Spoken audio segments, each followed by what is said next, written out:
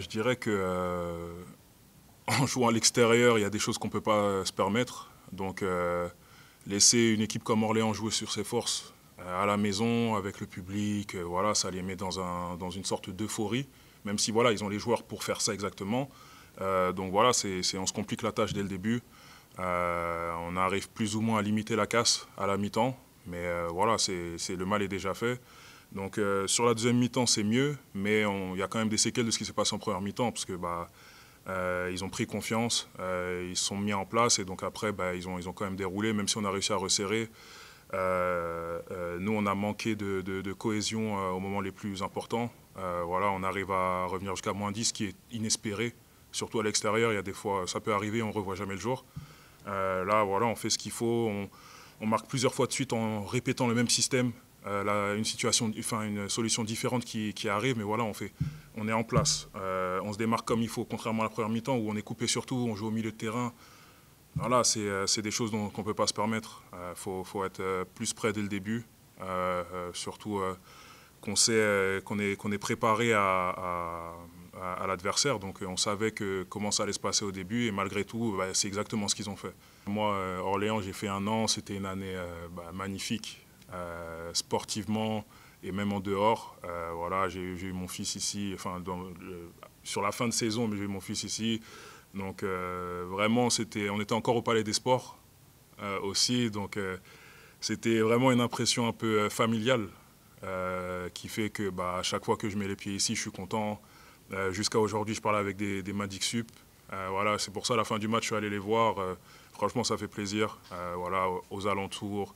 De jouer à Orléans, ça fait toujours plaisir, vraiment. Et j'en garde de bons souvenirs, et ça, je pense que c'est à vie. Vu la saison qu'on a fait, ce qu'on a réussi à faire et tout, c'est à vie. C'est sûr qu'il faut d'abord féliciter Orléans pour sa prestation, et notamment son entame de match où ils ont été insolents d'adresse, de réussite. Mais entre guillemets, de par un bon jeu collectif, un bon jeu de passe, ils ont une vraie justesse et une efficacité.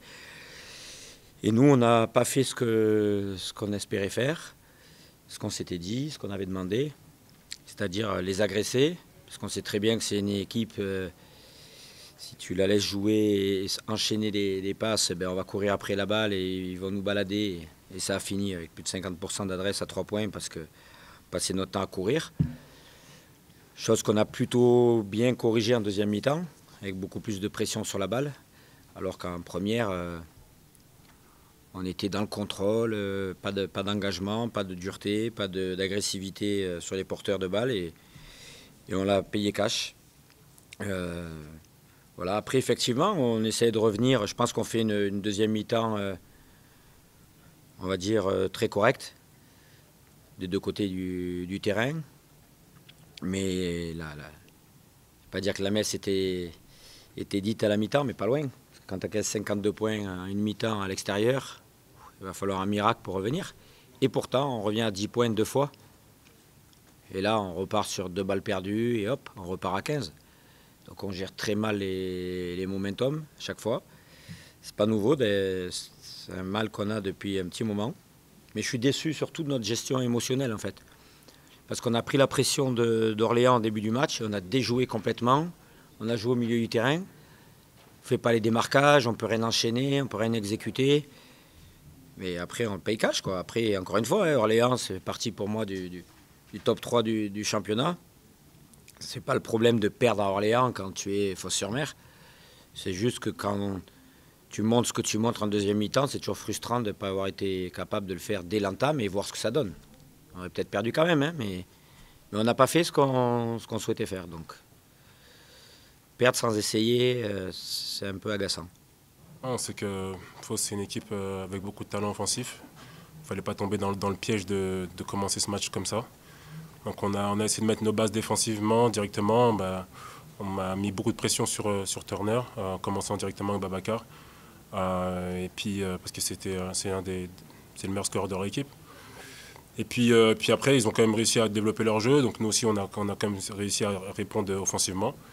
Et puis à la fin de match, voilà, il faut faire des stops. Il faut arriver à verrouiller le panier Et c'est ce qu'on a bien su faire pendant ce match.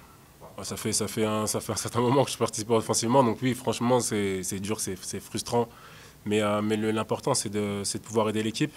Ces derniers matchs, c'était un peu compliqué de trouver ma place, de savoir comment j'allais aider l'équipe.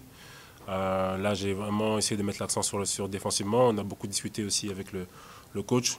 C'est une situation que je ne connais pas, c'est la première fois que ça m'arrive.